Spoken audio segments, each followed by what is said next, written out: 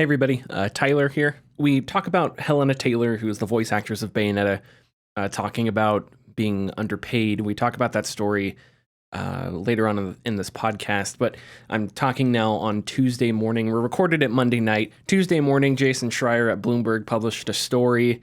It seems that the situation is much more complicated. I don't think anything we said in the podcast is too out of line to edit, but I did think it was important to add some type of clarification before the podcast. I've added Jason Schreier's story to the description, so there's more down there. We'll discuss it next week, and obviously anything that is added to the story we'll discuss next week. Thank you for listening, and hope you enjoy.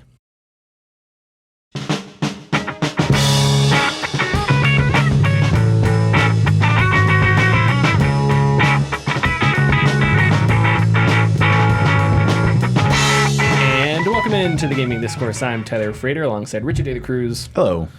And Chief Engineer Lieutenant Commander Connor Frater. Hello. It is Monday, October 17th, 2022. Follow us on Twitter and Facebook at the Gaming Discourse. Go to our YouTube channel, YouTube/Gaming Discourse, Patreon.com/the Gaming Discourse, where you can support us. Supporter rewards benefits include access to our Discord server, early access to videos, your name in the credits, stuff like that. So check that out. Latest video on the channel is a review of Bone Lab, which is a sequel to Bone Works, a VR game. Go check it out. I gave the game a B for various reasons. For Bone Lab. Hey, well, we talked about that last week. I am playing some new stuff. We got a ton of news that we'll get into. Most of it is actually quite detail heavy. Helena Taylor, who plays Bayonetta, came out. Mm-hmm. Asked fans to boycott Bayonetta 3. We'll talk about that. There's more stuff with regulation. UK regulators looking at the Xbox, the Microsoft, Activision, Blizzard merge and stuff like that. But we'll start off with what we've been playing. Connor. Yes. Would you like to talk about what you've been playing first? Sure. Okay. Last couple of nights, I have booted up and started playing more Hearts of Iron 4. Hey, yeah, nice. You and I were talking about it a couple weeks ago, and then got an itch to play it. Oh boy. Yep. Currently playing an interventionist United States, so getting involved in the Second World War early on instead of waiting. Oh, okay, interesting. And that was sparked off because Mexico is swinging fascist. Oh, wow. So, yeah, interesting. Yeah, okay. I don't know what chain of events led to that, but they had a large fascist group in their government, and stuff was going into play that they were probably going to join the Axis powers. Wow, okay. So I took care of that. Sure. And currently have an invasion of Greece going, counter invasion of Greece, and war in East Africa. Interesting. Mm-hmm. Okay. History, World War II, that kind of stuff is always very interesting. How it rolls dice in countries that may do things that I think may or may not be realistic. It's still interesting just to see the world play out. Mm-hmm. You were going to say something? Yeah, and I've been funding the Chinese fight against the Japanese to the point where it's a stalemate. Oh, really? Yeah. Oh, that's interesting. Because I've just been sending arms to the Chinese, and the most important commodity for the war in East Asia, oil. Yeah, sure. I have embargoed Japan, so they're not getting any oil from me because America has a large oil production. Which is what actually happened, yeah. Correct? Yeah. And also that's why Mexico is going, well, that's why Germany is trying to get Mexico, because Mexico has large oil deposits that it was. Okay. So, I took over that part of Mexico and then puppeted the rest of them so that they would be, good old American. Sure, yeah. But yeah, funding the counter invasion of Japan. I just got the event to spawn the Flying Tigers. Okay, neat. Mm-hmm. So they have modern, not a bunch, they have 150 modern aircraft, but it's better than the 0 modern aircraft that they had. Of course. What's interesting about games like that, and this happened when we've played one game of Axis and Allies, the famous board game. Yeah.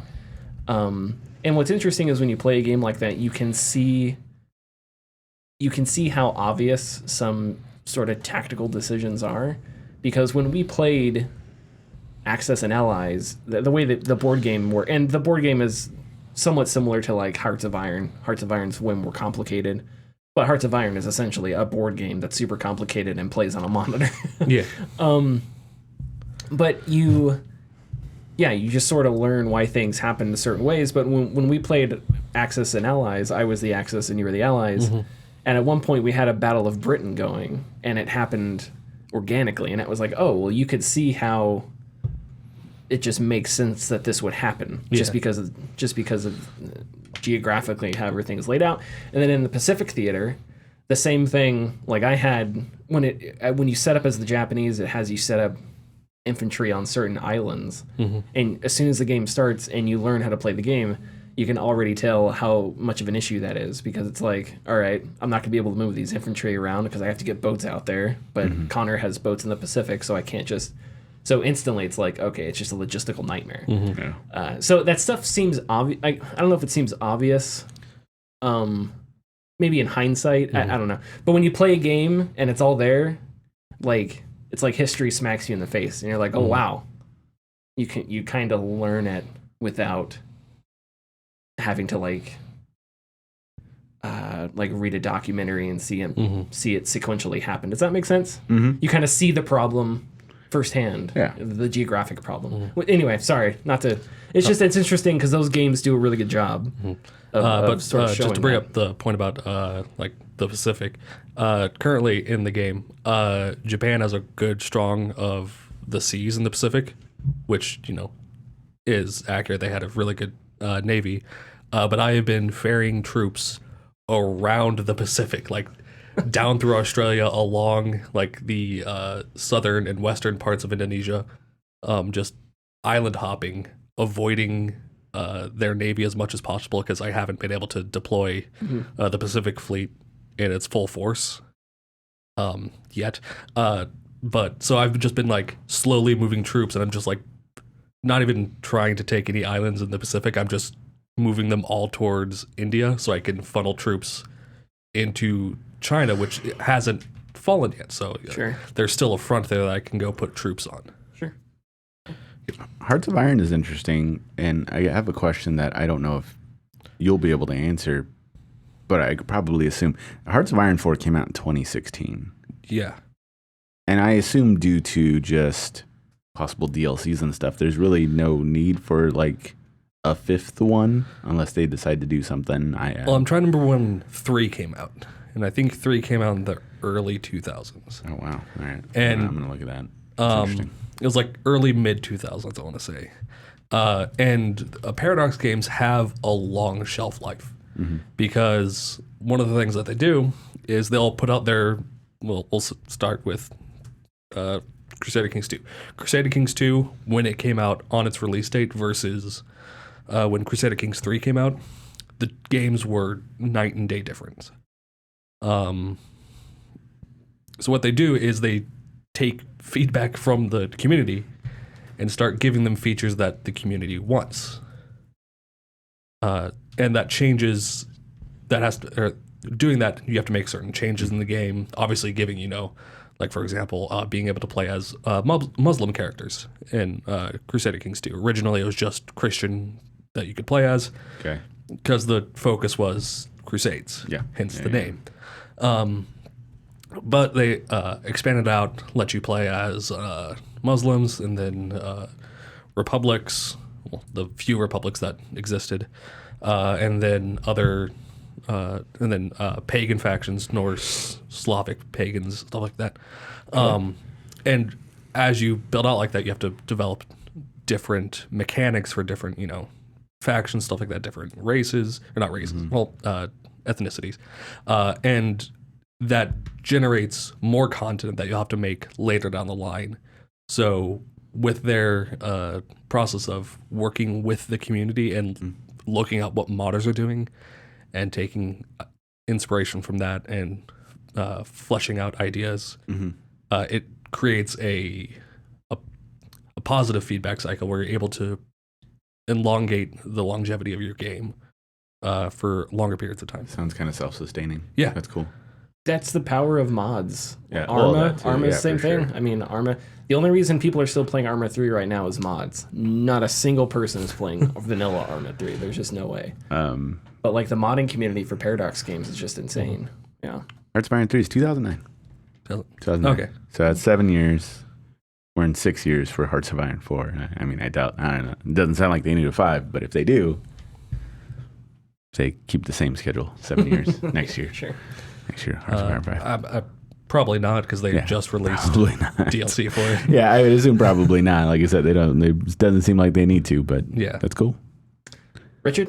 I've been playing bits of things, not really like a lot of stuff. Running through some Castlevanias because it's of course October. It's my yearly ritual. Yay. I know there's like half a month left, but I'm trying to like, should I say something about this like in a video or something? But I don't know where to start or what to talk about. So With spooky, scary skeletons. there are spooky, scary when they an animator like kind of pointed this out, and now I can never see it. But there's skeletons that throw bones at you. Like Yeah. that's their attack. In the original Castlevania, because of the animation limitations, they don't actually throw it. They kind of move back and forth, and then when they throw it, they open their mouth, and that's kind of like the thing. And it looks like they're screaming bones at you. So just just like the bones are coming at you as they're screaming. So Well, yeah, they realize that they're a skeleton. They get scared. of themselves. Yeah.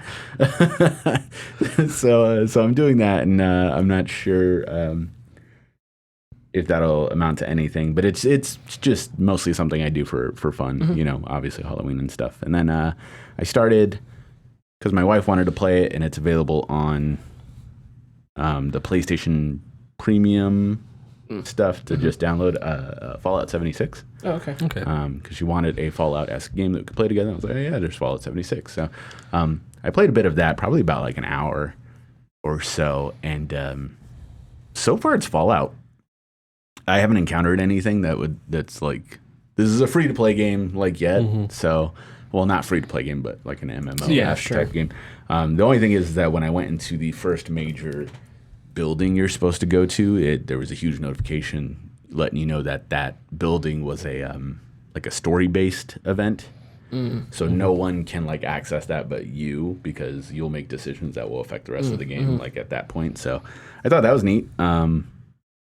But yeah, so far everything I've played is simply, this is Fallout 4 but in Virginia. So that's really cool. The customization, it was pretty in depth for a Fallout game, so that was kind of impressive. And it also, I don't want to say looks good, but as I was playing, I was kind of like, oh, this doesn't look bad. Because like, Fallout's always had that like kind of just, doesn't look terrible, but it just has that like ugliness to it, A lot of that Bethesda roughness. Yeah, it's a bit rough, Yeah. But yeah, so I look good. But I'm having an all right time so far. But I can't really give much more opinions on it. But of course, I do my usuals: Overwatch 2, which has been fun recently, and Genshin Impact, of course. But that's it. So I'm playing a game called Asterigos. I think the subtitle is The Curse of Aphis or something. I forget what the subtitle is. But it is a Souls-light, not Souls-like. Right. Souls-light third-person action RPG. I'm playing it for review. I'm about 20 hours in at this point. Yes, it's that one. Curse of the Stars. Yeah, the main character has red hair. It kind of... The art style, the art direction kind of... There's a little... What's that game that came out? Kina. Yeah, Akina is one. It has a little bit of Breath of the Wild, but there's another one. That the name changed. Pray to the gods. No, Pray for the gods. Sorry. it looks like this game also looked like Breath of the Wild. Phoenix Rising. Oh, Immortals. Phoenix Rising. Yeah, so it kind of looks like that. I think it's a mishmash of like Roman and Greek mythology. I think it may be one or the other, but sometimes it feels like it's a little bit of both. But it's about a girl, Hilda, who is following her father goes out on a quest to this city called Aphis and disappears. So she goes out to find him, and she finds the city, and the city of Aphis is cursed, and there's all kinds of stuff going on. It's actually it's not overwhelming, but there is a ton happening in the city. There's a curse for one thing. There's warring factions. There's gods that live there. So there's all kinds of stuff going on. But it's surprisingly a lot. Not surprisingly. I say surprisingly. I don't know why I say surprisingly. Maybe because I didn't expect it to enjoy it as much as I am. It's a really solid third person action game. You get, like I said, it's Souls light. So when you go through a level, we'll just call them levels. There are bonfire type things. They're not bonfires. They're called conduits. But if you rest at a conduit, you regain your health. Mm-hmm. If you do that, all the enemies that you've killed reappear. So if you're exploring around an area and you're running low on health or you're running low on potions or something, and you're like, shoot, I need to get more. As soon as you rest at a conduit, you can get your health back and your special gauge back, but all the enemies come back. The difficulty is a really nice blend. So there are difficulty settings. There's 3. I'm playing on the normal difficulty setting, and I'm having a lot of fun. It's not as brutal as a Souls-like. It's like a true Souls-like, but there's definitely some difficulty there. There are some optional bosses that can be really tricky, and you can turn up the difficulty, which I think is interesting. I turned it up for a little bit, and I was having fun, but I was like, I'm fine with it on the normal difficulty, so I'll stick with that. My favorite thing about the game so far is the combat. So the way the combat works is there's like Hilda has, I think, like 5 weapons, and you choose 2. You can equip 2, and you have a main and your off weapon. So the way it works, I use a controller, is so I have the daggers equipped. She has daggers. I have my daggers as my main weapon. So if I press X on the controller, it's her basic attack. If I press left bumper, it's her special ability with the daggers, which is like a dash, and you can attack somebody from behind. Your secondary weapon is any of the other weapons you want. It just becomes your secondary. I have it as a sword and shield. So my Y button is just an attack. She switches to the sword and shield instantly. It's like an instant thing, and she attacks with sword and shield. And then the left trigger, she does a shield bash. So I have both weapons, and I have both of their special abilities, right? And you can work them into combat. So like what I do right now is I'll use my dagger dash. So I'll dash, I'll do the basic attack a bunch of times, and then I'll bring up the shield, and she'll do a shield bash to like knock the enemy back for a second, like at the end of that sequence of attacks. But you have 5 weapons, and you can mix and match all that.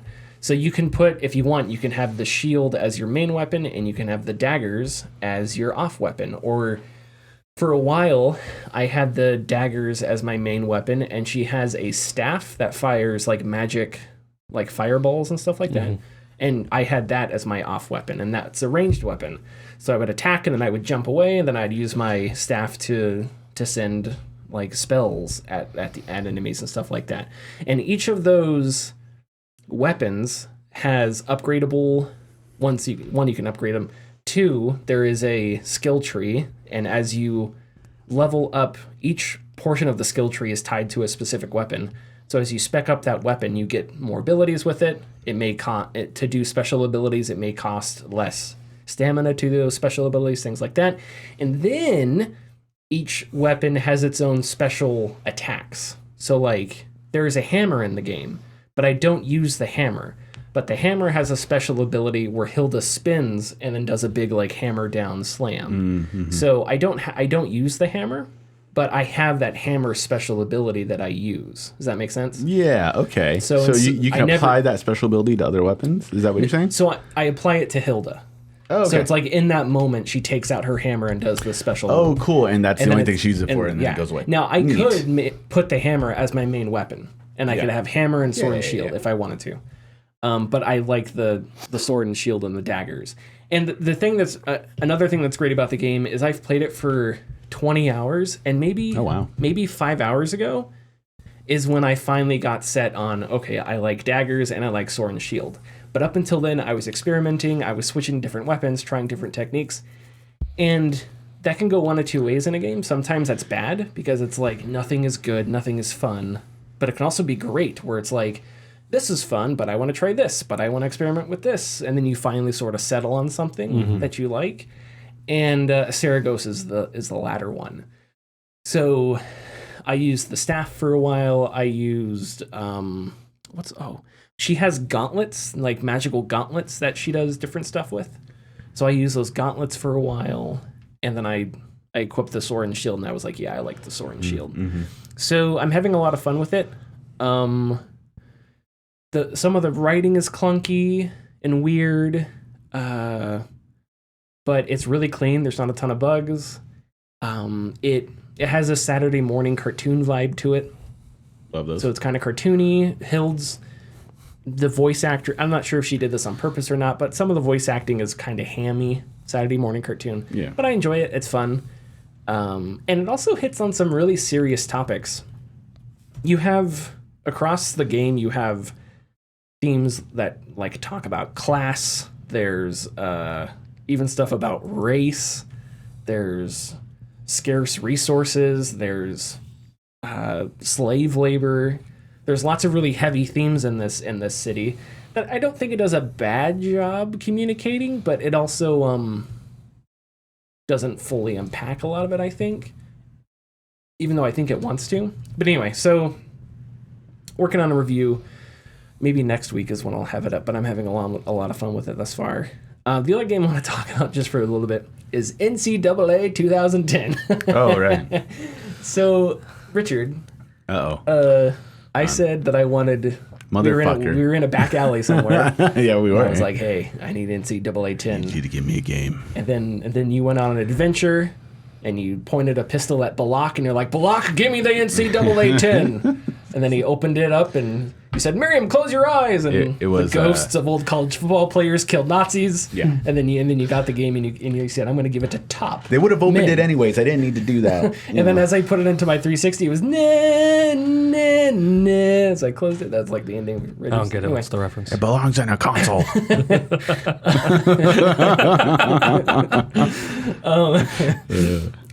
Anyway, so I have a really long in NCAA. What the game used to have is a dynasty mode. Let me go to the restroom. Which was franchise. I know, I've done it. I've finally done it. I have turned the show into a sports show. No, it has a dynasty mode, right? Which is franchise mode in Madden. But anyway, so this dynasty mode I have. He's saying dynasty, but when he talks to us outside of the podcast, he says dynasty. The nasty mode. It's the nasty mode. Okay, man. it's sort of a joke mode that I play. Because I have it on super easy, and I've won the national championship like 15 straight years now. Not 15, but I'm in year, funny enough, when I launched it, I happened to be in the year 2022, last time I played, which was almost 10 years ago, probably. So I was like, holy cow, that's weird. I can't believe I ended it there. I'm playing as Maryland. Maryland is not a school that's known for... I'll tell you why in a second. Oh, okay. Maryland is not a school that's known to have a great college football program. I have built them up to the -- school in the country. I've won like 3 straight national championships with them. Again, I'm playing on like easy, like I'm just for fun. But for funsies. One thing, okay, so I'm doing an experiment. Okay. So there's this thing you can recruit players, right? Yes. And you can create a prospect and then recruit them. Now, the downside to this is if you make a super good quarterback and you recruit them, there's going to be other teams that are recruiting. So there's no guarantee you'll get that player. But there's a workaround.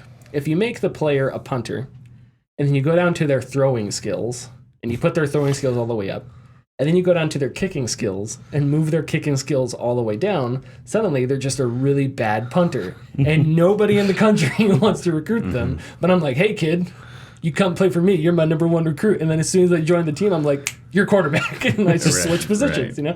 So I have I have linebackers that I recruited I recruited as punters. And I was like, what do you know? You're an amazing linebacker. But anyway. This innate ability that was hidden. That nobody else saw. That I was looking... 6'12", 250-pound all-muscle punter. Yeah. So I have this long history of... I coached at Michigan, and then I went to Oklahoma, and then Eastern Michigan, and then to Maryland. And each time I've won the national championship. And in fact, over the course of my coaching career, I've only lost 1 game. and that's when I was playing as Eastern Michigan, and I happened to play Oklahoma in the championship, and I just couldn't do it. I couldn't. I know it's fake, but even in a video game, I couldn't beat my Sooners. You know they lose in real life, right? Hey, why did you? We're ending the podcast right now. We beat Kansas this week. Look, it's different than saying I want them to lose in real life. I back Brent Venables. You want to turn this into take two? No, I don't. First take, whatever. Okay, anyway, so if you look through the history of NCAA stats, you see all my created players basically hold all the records, and the greatest, I forgot about this. The greatest player I ever created was a quarterback, and he played at Eastern Michigan. And I was like, I wonder who holds all the passing records at Eastern Michigan. So I went to Eastern Michigan school records, and then down the list, every single record a quarterback could hold was the name J. Christ. So at one point I created a character with 99 throwing, 99 speed, named him Jesus Christ. Well, and he went to Eastern Michigan, and I set all the records possible. Well, I mean, you know why Jesus didn't play basketball, right? Because he couldn't hit the curve? Oh, because he got hung up on the cross. So you had to choose a different sport. But anyway, so I have like a bunch of funny, I wish I could remember other, on my team right now, I have Dan Smith from the Key and Peele sketch. My quarterback is Peyton Tom Brady Manning. That's his full name, Peyton Tom Brady Manning. I must have made that guy 10 years ago. Anyway, but I'm doing an experiment I wish now. he's the worst. Is he the worst No, quarterback? he's the best. He's the best. Well, I mean, that forehead. does make sense. Sometimes you can't have too much of a good thing, though. But the experiment I'm conducting now is I spent like an hour the other day making a ton of recruits, naming them dumb stuff. And then Hingle McCringleberry. He's already on my team. Of course he is. He's a linebacker who set the record for sacks in a single season at Maryland. But I also have what's the guy? Oh, Dan Smith. He's from anyway, doesn't matter. Okay. So I'm going to recruit all these punters, put them at different positions, and I'm just going to make this ridiculously good team with good players. And then what I'm going to do is I'm going to leave Maryland, go coach somewhere else, and then I'm going to create a schedule at that school and play Maryland and see if, even on easy, see if I can beat this ultra team that I created through fake prospects. I'm the only person in the world that would find that interesting. So more power to you. Thanks. It's an awesome story. Maybe for me. Well, no, I mean, it's fun. It's fun to find a game that you really like and to break it, to do weird shit to it. So it's neat. You're doing that. I invaded Mexico. So we're all doing our own thing here. You're making your own timeline, buddy. Yeah. Both of you. I guess that's true. It's interesting, though, because in the simulation, Eastern Michigan is now like a really good football team. Like, ever since I went there, I won a bunch of championships and left. That has somehow sustained itself. So right now in my game, Eastern Michigan is like the 5th ranked team in the country, and they're undefeated.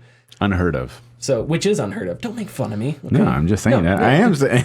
I'm not making. Okay, well, I can't tell sometimes. No. I apologize. Oh, you were making fun. Hit the ad. Well, hold on. No, don't hit When the you ad. leave Maryland, you got to go to North Carolina. Why? Go Cox. That's South Carolina. Oh, South Carolina. That's okay. Hit the ad. Thanks for listening. If you like our content, please consider subscribing or leaving a like and comment.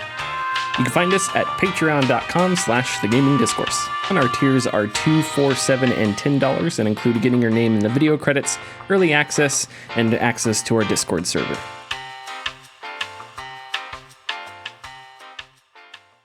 Bayonetta's voice actress has asked fans to boycott the game over pay. Helena Taylor, voice of the original Bayonetta, posted a video to Twitter saying she was offered $4,000 to reprise her role for Bayonetta 3, calling the offer immoral. It's been known that Taylor would not be returning for Bayonetta 3 and that Jennifer Hale of Mass Effect fame, well, a lot of other fames, but maybe most famously Mass Effect, would take the role. Game director Yusuke Miyata told Game Informer that there were overlapping circumstances, and that was the reason that Jennifer Hale would take over. Taylor said she was speaking out in solidarity with people all over the world who aren't paid properly, and that the offer had an adverse effect on her mental health. This is a quote straight from the video. Quote, "I worried that I was going to be on the streets. That terrified me so much that once I was suicidal. I'm not afraid of the non-disclosure agreement. I can't even afford to rent a car. What are they going to do? Take my clothes? Good luck to them," end quote. Hideki Kamiya, chief designer for Bayonetta 3, tweeted out, quote, "Sad and deplorable, but the attitude of about the attitude of untruth. That's what all I can tell now. By the way, beware of my rules," end quote. Kamiya is apparently infamous for banning people on Twitter for all kinds of stuff, which I had no idea. But anyway, that was blocking, not banning. Blocking, yeah. Blocking, yeah, sure.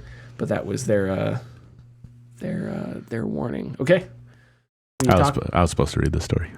Oh shoot, were you? Yeah, that's all right. Hey, no, it's all right. Okay. We're having fun, guys. Hey, it's a podcast. Hey, I think the overlapping circumstances they were talking about is them not wanting to pay her and them not giving a shit. Yeah, there's a lot of really weird going on here. Yeah, this is one of those stories where it just feels like something's weird. I totally believe it. Yeah, but something's weird. I do too. Platinum has had some troubles in the last year, particularly with like Babylon's Fall. And I know there was something else, but they're not the only ones who like own this franchise. Nintendo owns Bayonetta as well, so I don't know what the deal is regarding how the payment gets thrown around. But yeah, I do agree that $4,000 is a joke for the main character of a very popular series that people have been waiting years for, and her voice, along with Bayonetta, has admittedly been like one of the big reasons why people enjoy the game. Like her attitude, and the character itself is really great. But it is weird, and this is something we'll get into, is that she's not reprising her role for Bayonetta 3 for $4,000. But they hired Jennifer Hale, who's one of the most renowned female voice actresses, who is in a union for ostensibly, I'm going to assume, for way more money. So that kind of makes me think, is there something else? That's what I mean. That we're not. Is like I don't want to speculate. I don't what's either. The disconnect there. Like what? Like why?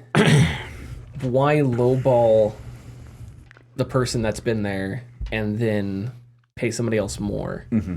And I can't. I don't have evidence that they're paying Jennifer Hale more. None of us do. Yeah. But you would think that has to be the case, right? Yeah. And we won't get that in because NDAs are all over the place. Like and the video game industry doesn't want you to know what pennies they spend anywhere, let alone how they pay specific people. So yeah, but that's one of the things that doesn't make sense. And I also think there's a larger discussion about just how I do think on some level voice actors, and some people say we shouldn't use the term voice actors, we should just say actors. And I don't know where I'm fine with that.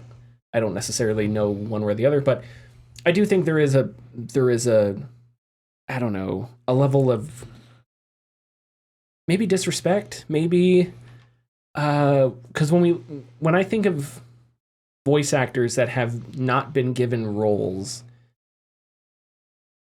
there's multiple times where they were outspoken about their disappointment. The guy who played was it Mason in the Black Ops games? Oh right, yeah. It was a character in the Black Ops games. Yeah. He wasn't, or maybe it was Woodman, one of the characters. He wasn't offered the role back, and then we talked about this, and he was super disappointed about it. Sure. And it was because he helped sort of build that character. And whatever you think of the games, that's somebody who like is passionate about that specific character in that specific game, and so it sucks that they can't continue that work. I think another famous example is David Hayter in Metal Gear Solid 5. It's like, I guess it was just they just wanted Kiefer Sutherland. Like, I think the reasons behind that are really strange and weird. I don't. No. Go ahead. It wasn't even Snake though. It was a different guy. Well, that makes sense. But it's a different guy. No, it's a completely different guy. Come on. It wasn't even the same person. No, you can still have David Hayter talking. Like, I don't see that as a big disconnect. If he was talking as the recorded voice of Snake, yes. See, and they didn't even do that. They didn't do that, which, yeah, sure. But the person you're playing as isn't even the same guy. But I think if we're going to allow in a universe, we use surgical alteration to make you look just like this guy. I think we can also allow and we put a voice box modulator. Nope, not possible. So you sound just like him. Pay no attention to the whale that's on fire behind you. Like, I feel like... Anyway, so we don't have to get into that discussion. Whatever. Richard, it's okay. Peace. Oh, that's fine. Another famous example, Kratos. Oh, is that? Yeah, because Christopher Judge became Kratos with the new God of War, and the original voice actor, who is a phenomenal Kratos, did not come back. He wasn't asked, but he expressed his disappointment as well, of course. Yeah. But I agree with you. I mean, I think there are levels to the acting that goes into like either voice acting or whatnot. You know, you look at people like Nolan North and Troy Baker, who don't just do the voices, they do the motion capture as well. Sure. And like Helena Taylor isn't doing the motion capture, but she definitely do the voices. So it's the main point is that the offer for $4,000 for this character that you're definitely going to have to spend more than a week doing heavy voice work, probably. For Bayonetta. Bayonetta doesn't like scream or like stress her voice much, but there's like in Hades, Tisiphone, the one who's one of the sisters, she just screams murder all the time. Mm-hmm. It's like the voice actress for her was like, I said murder in a ton of different ways for like 4 hours straight, and it's like, that's rough, sure. Especially on, arguably one of the most important parts of your body is your voice, your throat, because it's how we communicate. So you should be paid more for that.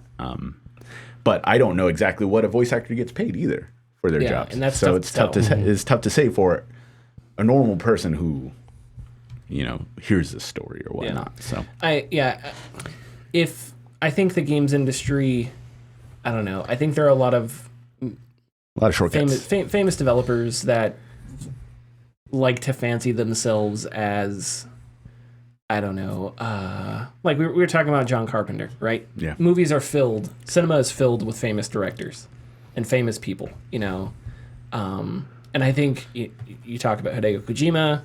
There are other people out there, Neil Druckmann, right? Who it's like the coming of the famous game director, right? But at the same time, we don't have that. That same reverence, maybe from those people, isn't extended to actors and stuff like that, because we have so many weird decisions where they don't return to reprise roles, and that doesn't make sense. And I think if games used the likeness of their actors more often, that would change, which is why I really like when games do that, when they just either they make it look like the actress or they just make it look like a model or a real person, because at least there's a representation there, and that person, it's a part of real life somehow. I don't know, but I don't know. The video game industry really likes to, they threw Keanu Reeves on stage. They like to hype things up, and so when people that help build that hype, like the voice actresses and actors, don't get the sort of respect they deserve, I think that's a huge problem, but that's an industry-wide problem. And, if paying people more money is unsustainable, then maybe we need to look at the entire industry. Right. Which I think has been true for a long time. Very long. And all industries, yeah. Yeah, if you can't afford to pay a voice actress more money, then why is that? And if it's because, we just can't make the game, well, then we're just going to have to do something else. Because I don't think... people need to be paid a fair wage. I don't know what that fair wage is, but clearly it's not this. And I think they know what a fair wage is, but they just don't want to do it for whatever reason. Right. And, especially with the way game stories are told now, voice actors and stuff like that have maybe more of an impact now than they ever have. Like Roger Clark as Arthur Morgan, if that were a movie, that would be one of the greatest performances of all time in a movie, Yeah. But it's Red Dead 2, so it doesn't have the same sort of cultural, impact. But the other day I heard somebody on a TV show or on a movie, and I was like, is that Roger Clark? Because how distinct his voice is, and the job he did in Red Dead 2, and the job he did was essential to making that game so good, because that emotion, that sadness that he does through Arthur's voice goes right through the television and hits you in the face, and that's Roger Clark's talent, So yeah, I'm just being like a bleeding heart, care about the actors here, but I think that's important, especially in an industry that wants to talk about the amazing stories and hype all these different things about their games.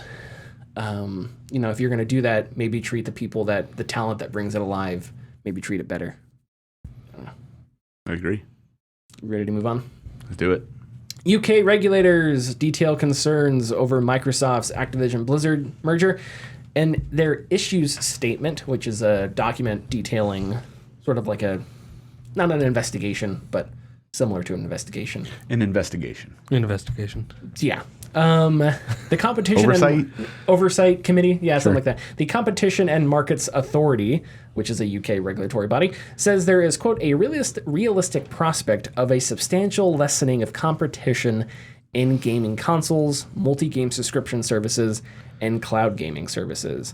The CMA is concerned that having full control over this powerful catalog, especially in light of Microsoft's already strong position in gaming consoles, operating systems, and cloud infrastructure, could result in Microsoft harming consumers by impairing Sony's ability to compete, as well as that of other existing rivals and potential new entrants who could otherwise bring healthy competition through innovative multi-game subscriptions and cloud gaming services. I think that was all one massive sentence.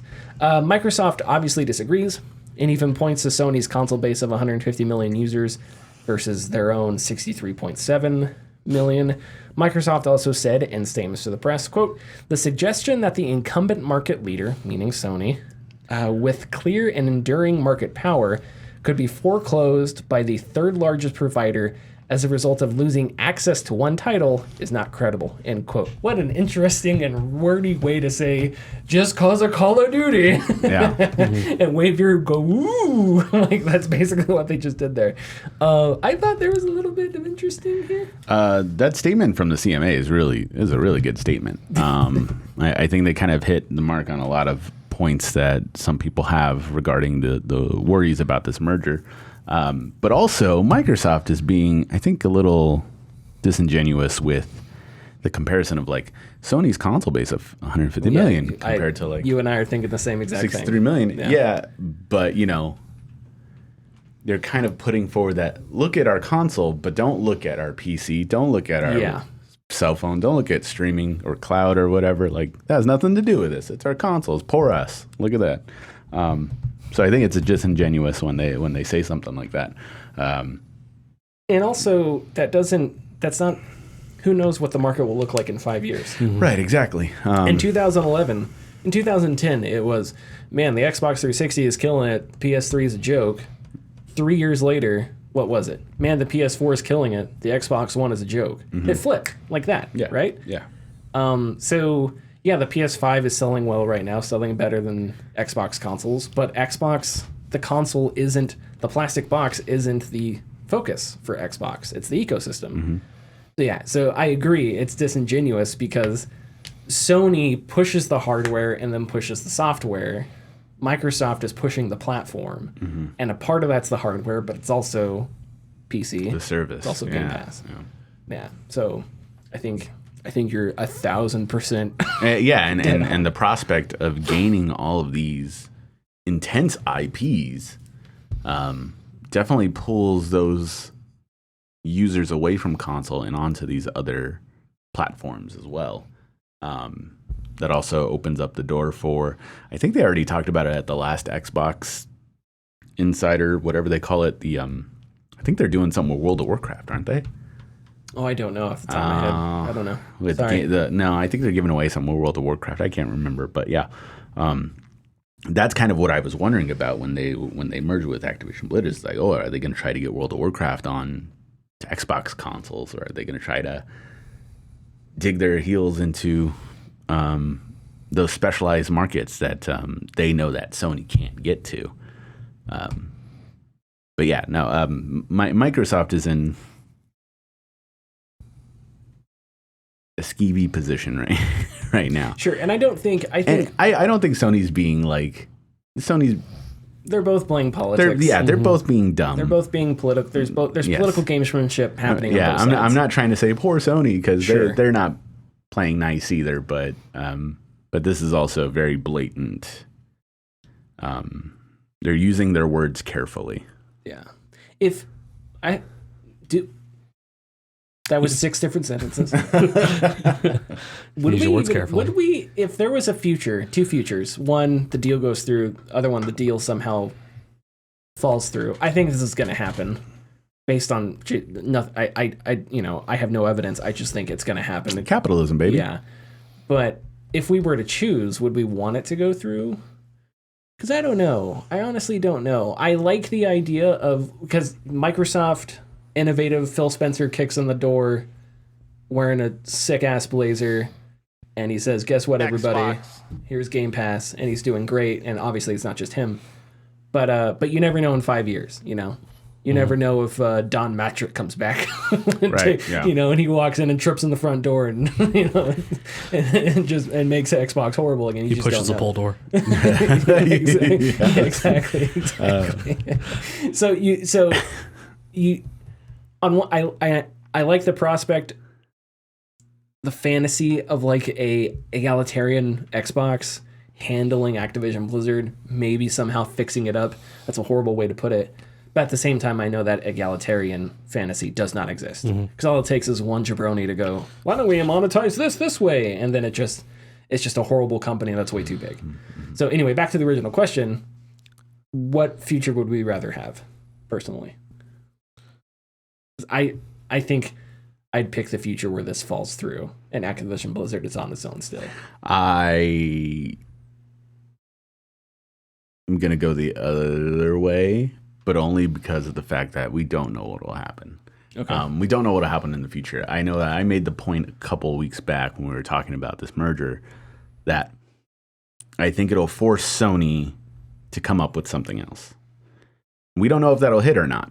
When Fortnite was shown off at E3, it was this weird, kooky-looking base builder, like tower defense game. Yeah, I still remember when they first showed it off. I do too. Cliff Bleszinski showed it off and everything. Nothing. A couple years later, it ends up taking a page from PUBG and becoming the biggest thing, like one of the biggest things in the world. And we have those bouts of singular rule of things, like, you know, Xbox wouldn't be where it is today without Halo, and you could only get Halo on Xbox. Of course, things are changed now. Now Call of Duty is king. You know, it took like 7 years for that to happen after like Modern Warfare 2, Modern Warfare 3. But we don't know that if this happens and Microsoft does gain Activision Blizzard, if Sony decides to make their own first-person shooter or focus on something that will become the next best thing, then Sony will have that. Then they have the cards for at least that thing. But I don't know. I also am a little selfish, and I want Microsoft to have Activision Blizzard so that they can maybe help Blizzard do different things. And Activision, not just Blizzard, Activision as well, because there's a ton of IPs under that umbrella that aren't being used. There's a ton of deals that aren't being contracts with, like Transformers, Ninja Turtles, like all these. Marvel doesn't deal with them anymore, but they used to. That we can have new games for and stuff. But it's tough to say. But I think I'm leaning towards the merger happening. Okay. I'm more towards wanting the merger to happen. Oh, I lose. Because I don't want Tencent getting involved. Aren't because do they not already own a stake in Activision Blizzard? I'm not sure. But if this merger falls through, Tencent will just clean up. You think so? Yeah. You think they just buy up? Why not? But if... Well, I'm not... See, now we're getting into legal territory. I'm not even sure how that would work. Like, if regulatory agencies stopped Microsoft from buying Activision Blizzard, then wouldn't they stop Tencent from buying Activision Blizzard? I don't know. Maybe not. Oh, wow. Tencent's in China. I forget how much they have. Yeah, Tencent's like one of the biggest game companies in the world. Well, because they 100% own League of Legends. Yeah. So that's buku bucks. So they 40% own Epic. I agree on the principle that And it's not Tencent necessarily owning less. and it's not necessarily Tencent buying Activision Blizzard. It's Tencent getting more involved in Activision Blizzard. Okay, I could see that future. And That would suck. Yeah. They own 80% of Path of Exile. I did not know Yeah, that. grinding your games. Damn. Yep. That happened not too long ago. I think maybe just last year. Yeah. Oh, and one other point I wanted to make. Google. Points hurt. Google. Google. Okay, I see your point down here. And I just want to. Can I just make it real quick? Go ahead. All you had to do, because one of the points in this CMA report is not only is xCloud and Game Pass like better than alternatives, it is better by a gajillion miles than alternatives. It's basically the only game in town at this point, right? But there was Stadia, and Stadia was a joke. But Google, all you needed to do was make your service download friendly. That wouldn't have fixed Stadia. I think it could have. I think it could have. I think Stadia's entire business structure was set to fail. No. Because Google didn't have any infrastructure in place to support this. Wait, but No, because the idea for Google Stadia was that you can play a game through your browser. sure. There was no device to play the game from. So I'm saying roll back the clock. Right? That guy from Wayne's World. yeah. Jesus. All the way to like Stadia's inception, right? So instead of pitching it as stream only, on YouTube or whatever, you go all the way back and you say, let's make an app. Call it the Stadia app, just like Game Pass. Call it Stadia Pass. And we're gonna have just like Game Pass. So you launch the Stadia app on your PC. Here's all these games. It's a Netflix. You can download them. But we also have the ability to stream the games. So you can stream these games too. And it's just Game Pass, except it's Google. I feel like then you would have had another... Here's the chain of events that would happen. Okay. Google would start it. They would start the initiative. They would start building up the infrastructure. Sure. They would start designing the app, right? They push it out. They let it falter. And then they sell it to someone else. Okay. Tell me I'm wrong. Tell me No, that's not you're what... probably right. I'm saying- absolutely right. That is 100% what would happen because that's all that happens with Google. All I'm saying is if the philosophy were a bit different, if they tried to angle it in a more conventional way that wasn't streaming only, they may have been able to wedge into the market more. Right. I don't know why I think this. I think it's just because competition is It's because good. wishful thinking. And companies have the ability to create competition, but instead what these companies do is a stupid streaming service and some other service where a guy that dropped out of Harvard decides that what people really want is legless avatars and a really bad metaverse. And it's like, why can't you people have just legs make now. games? No, they don't have legs. It was a lie. Oh, was Anyway. it? Yeah, we'll talk about that later. Oh. Maybe in tidbits. I don't know. Okay, we're just gonna move on. Well, no. No. Do you have something? No, I had something. I was thrown off. Yeah, never mind. Do you at least understand where I'm coming from With the Google thing? Just wanting. I understand where you're coming from, but I Competition. don't even think that, like, even download. I don't even think downloading would have made Okay, Stadia a that's better fair. service. That's fair. Okay. I just think it was doomed from the start. And not taking, my prejudice against Google services outside of a search engine, maps, and an email, taking my prejudice out of that. I don't think Google fully anticipated the infrastructure they would need for that massive of a gaming service. I don't know why, but I imagined they like rebrand Stadia to Stadia Pass, and Phil Harrison walks out, but he's dressed just like Phil Spencer. He's got the blazer on, and he's got like a little t-shirt underneath, and he's like, "My name is Phil Harrison." And they try to like emulate Xbox in every way. Sorry. Anyway, okay, so we're gonna move on. Update. The fired Nintendo employee, we talked about this in the past. QA tester Mackenzie Clifton asked a question about unionization during a QA. She was a contract worker working for Aston Carter that does QA for Nintendo of America. She was later fired. Clifton filed a National Labor Relations Board complaint about her firing. Nintendo said it wasn't because of her comments relating to unions, but because of a tweet that she tweeted out about something. The two have settled, and Clifton will get $25,910. Aston Carter is also instructed to put up a notice saying they will not fire employees for talking about unionization for at least 60 days. That's putting up the signs for at least 60 days. Not they're not going to fire you for at least 60 days. Yeah. As well as emailing that statement to all employees. I just wanted to do an update because that was something we talked about. This is another story where it's like, oh, that's it? I figured there'd be more, but I don't know. Not with Nintendo, baby. I'm not a lawyer. Sweep it under the rug. But I hope this amends something because I don't know. If it was a settlement, maybe it was good enough for that person. I don't know. Yeah, I'm not going to speculate on money. I'm not going to speculate. Yeah, you know, the meaning behind settlement, but you know. I still think it makes Aston Carter and Nintendo look horrible. Yes. Yeah. I want them to look horrible. Yeah. I want them to change some stuff. Yeah. Yeah, they should change. We want all these companies, their horrible side to come out so we can judge them. Mm-hmm. Yeah, sure. Connor, you about to say that? Oh, yeah. Speaking as a contingent worker working for a larger corporation. Sure. The privacy and like protection of IPs at every level is ridiculous. Like the company I work for doesn't even want us putting that we work with the company on social media, anything like that. They actually don't like employees talking about the company on social media in general. Really? Yeah. It's a big thing for them. That's annoying. Yeah. That's just so, dude. You know what? I'm not gonna. That's so Orwellian.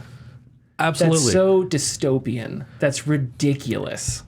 The company has its own internal social media site that they push the employees to use as they want your work to become your home. Yes.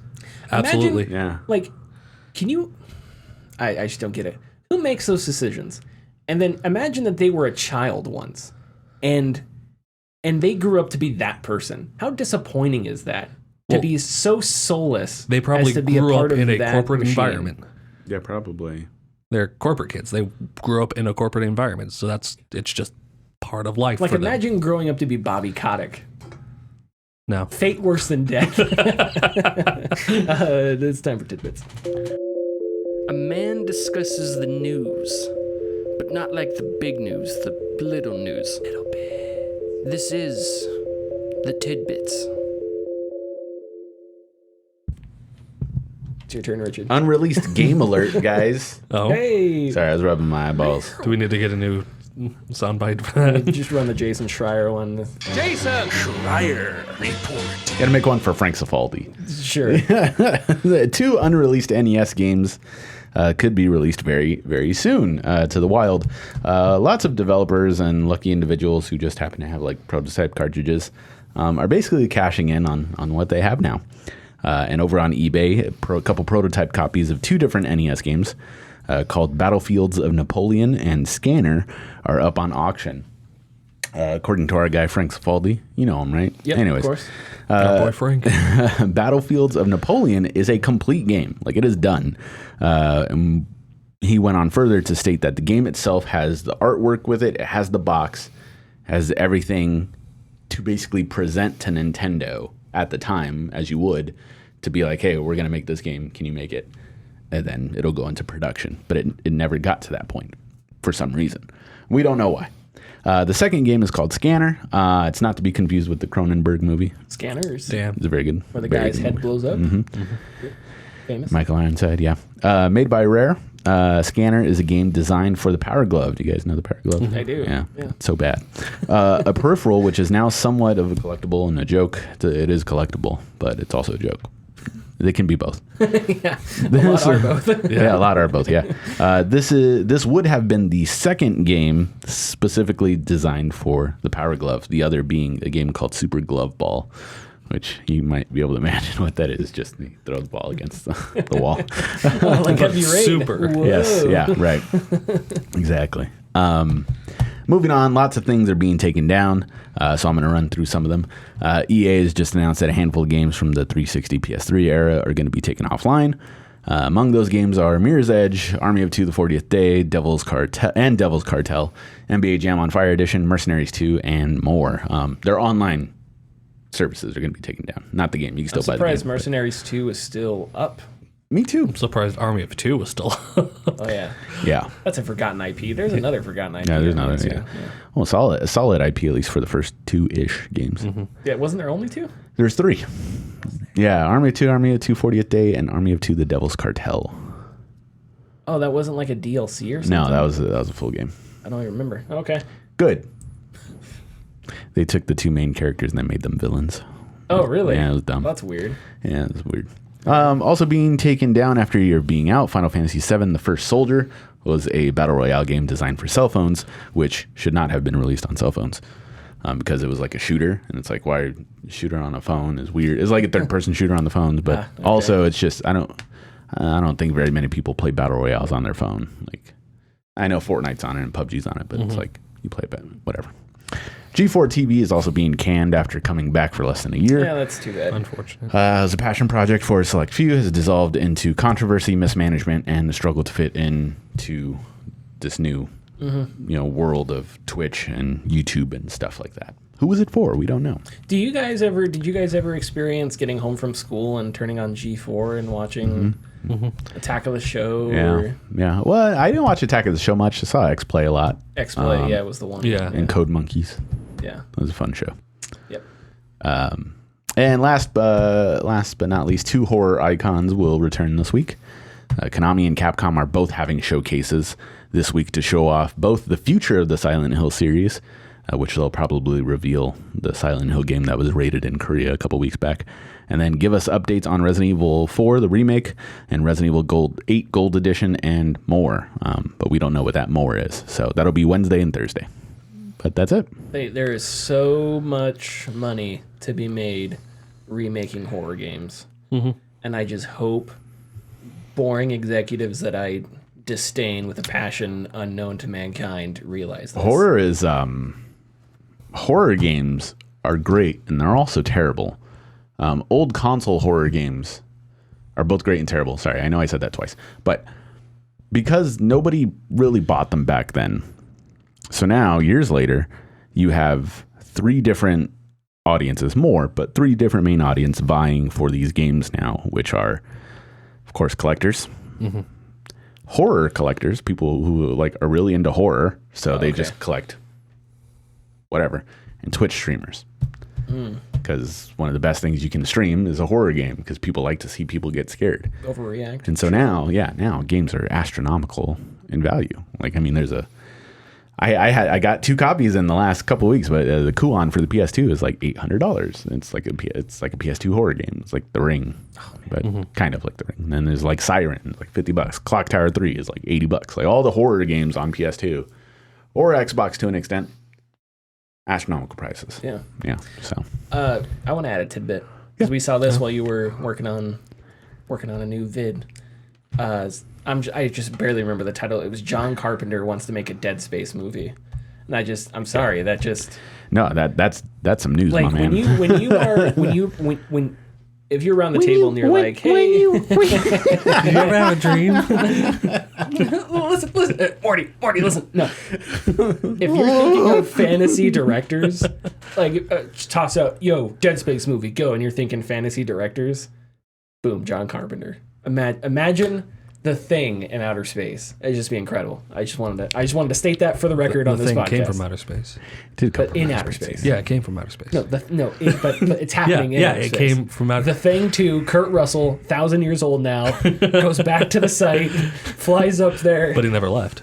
And as he's... Oh, you're right.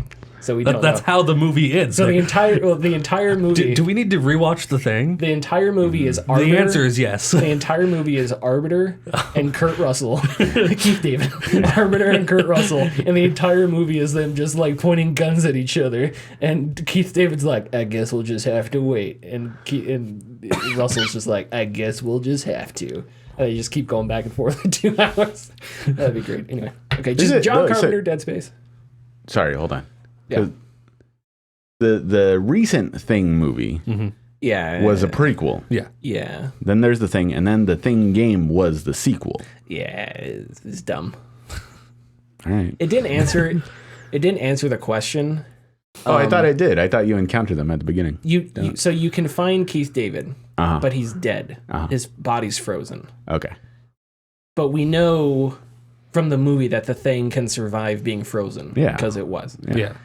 So you don't know if Keith David is the Thing, Yeah. because you just find his body frozen. Right. At the end of the game, McCready. Kurt Russell rescues you in a helicopter. Yeah. Right. Which doesn't make any sense, because that means he's like been in the Antarctic with a helicopter just flying around for years. Anyway, and he has like the same exact clothes on. Makes no sense. But he rescues you, and you fight the game-ending boss. But it doesn't indicate that he's the Thing. Yeah. So, and I said that because I made a video about the Thing video game, which is a good game, but the ending of the Thing is an ending that should not be touched. Yeah. It's like Well, that's the horror. it's like part the of Grand it. Canyon. Yeah. It's like you can only look at it. Can't do anything else. Look at it, study it, measure it. But if you Slip try, and fall and die in it. if you can hike try it. anything else, Yeah, I can. you're doing it wrong. You can hike in it. You don't. There's You can see how far it goes. Okay, well the metaphor wasn't perfect, but you guys know what I'm saying. Tours and Follow us on Twitter and Facebook at The Gaming Discourse. Go to our YouTube channel, YouTube/Gaming the Discourse, glass bridge and Patreon.com/The Gaming Still Discourse. going, baby. And we'll see you next week. Bye bye.